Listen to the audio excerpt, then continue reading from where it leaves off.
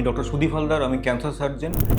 বিগত দুটো ভিডিওতে আমি বোঝানোর চেষ্টা করেছি জেনেটিক মিউটেশন কী বা ব্রাকা রিলেটেড ক্যান্সার কী। এখন এই জেনেটিক মিউটেশন বা জেনেটিক টেস্ট অনেক রকমভাবে করা যেতে পারে, কিন্তু এখন যেরকম পদ্ধতি বা যে প্রযুক্তিগত উন্নতির দিকে আমরা গেছি, সেক্ষেত্রে কিন্তু নেক্সট জেনারেশন সিকোয়েন্সিং।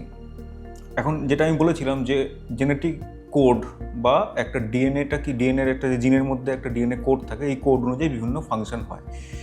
এই যে সিকোয়েন্স পর যে সিকোয়েন্স একটার পর একটা, এই সিকোয়েন্সটা অল্টার্ড হয় যখন জেনেটিক মিউটেশন হচ্ছে।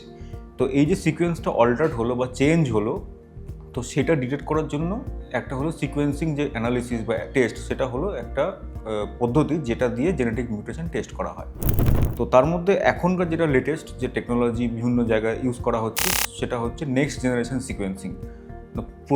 প্রাথমিক দিকে যেটা হতো যে একটা পার্টিকুলার সিকোয়েন্স টেস্ট করা যেত, সেই টেস্টের এগেনস্টে একটা সিঙ্গেল মিউটেশন বা পয়েন্ট মিউটেশন এইগুলোকে ডিটেক্ট করা যেত। এখন এই যে প্রযুক্তিগত যে আধুনিকতা এসছে, তাতে একই সাথে প্যারালাল অনেক রকম সিকোয়েন্সিং, অনেকগুলো জিন একসাথে টেস্ট করা কিন্তু জায়গায় এসে গেছে। এবং এটাতে যেটা সুবিধা হয়েছে যে আমাদের যে যত অনেক জিন রয়েছে, সেই জেনেটিক যে মিউটেশন কোথায় কী কী হয়ে রয়েছে, সেটা কিন্তু একটা সিঙ্গেল টেস্টের মাধ্যমে কিন্তু সেটা ধরা পড়ার জায়গার মতো পৌঁছতে পারে।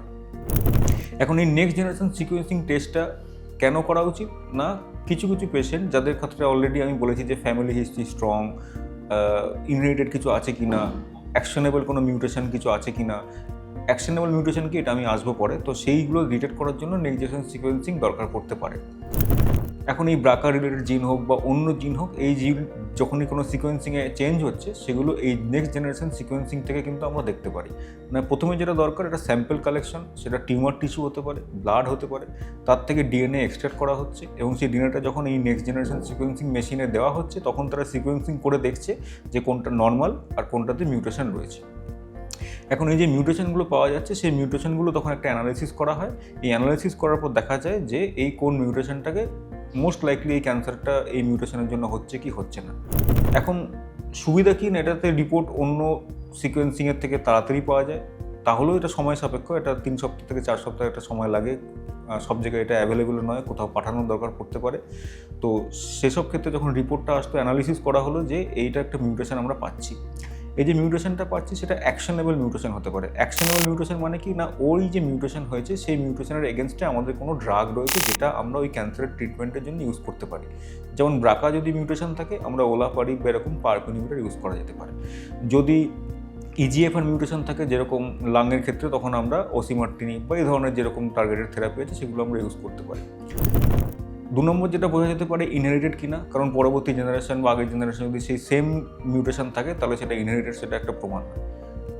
সমস্যা কি না, কিছু ক্ষেত্রে কিছু মিউটেশন পাওয়া গেল, যে একটা মিউটেশন বা দুটো মিউটেশন পাওয়া গেল, কিন্তু সেই মিউটেশনটা যে ক্যান্সারের কারণ বা সেই মিউটেশনটা যে সবসময় অ্যাকশনেবল হবেই, তার এগেনস্টে যদি আমার কাছে ট্রিটমেন্ট থাকবেই, এটা নাও হতে পারে। এবং অনেক এরকম মিউটেশন বা যেটাকে আমরা ভ্যারিয়েন্স অফ আননোন সিগনিফিকেন্স বলি, যেগুলো মিউটেশনটা হয়তো আছে, কিন্তু সেই মিউটেশনটা আদৌ কতটা কার্যকারিতা, আদৌ কতটা উপযোগিতা, সেটা কিন্তু অনেক সময় নির্ধারণ করা যায় না। এবং এই পজিটিভ না নেগেটিভ রিপোর্ট না এই ধরনের একটা ভিউএস বা ভ্যারিয়েন্স অফ আননোন সিগনিফিকেন্স, এই ধরনের যদি রিপোর্ট থাকে, সেই জিনিসটা বোঝানোর আগে কিন্তু আমাদের এর জন্য জেনেটিক কাউন্সেলিংটা দরকার। মানে যে রিপোর্টটার, যেমন একটা রিপোর্ট পজিটিভ আসলো, তার কিছু সুবিধা অসুবিধা আছে, নেগেটিভ আসলেও তার যে সুবিধা অসুবিধা রয়েছে। কিন্তু যদি আমরা বুঝতেই না পারলাম যে এই রিপোর্টটা আদৌ নেগেটিভ না পজিটিভ, তো সেরকম সম্ভাবনাও কিন্তু থাকে। সুতরাং এই জন্যই যে পেশেন্টদের ক্ষেত্রে জেনেটিক মিউটেশন টেস্ট করা হয়, তাদের কিন্তু একটা জেনেটিক কাউন্সিলিং খুব ইম্পর্ট্যান্ট।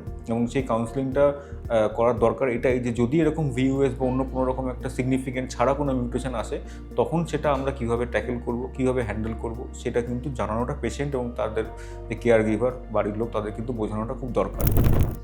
তো এটাই ছিল নেক্সট জেনারেশন সিকোয়েন্সিং, যে জিনিসটা কী এবং তার সিকোয়েন্সিংয়ের আমাদের কোন জিন এরকম টেস্ট করা হচ্ছে, তার জিন টেস্টে মিউটেশন পজিটিভ হলে তার কী রেজাল্ট হতে পারে, নেগেটিভ মানে সেই জিনটার মিউটেশন নেই, এবং যদি ভ্যারিয়েন্স অফ আননোন সিগনিফিকেন্স এরকম কোনো যদি জেনেটিক মিউটেশন থাকা যায়, তাহলে কিন্তু কী হবে সেটা আগে থেকে আমাদের জেনেটিক কাউন্সিলিংয়ে কিন্তু এটা পেশেন্ট থেকে বোঝানোর একটা চেষ্টা করা হয় যে এরকম রিপোর্ট আসতে পারে।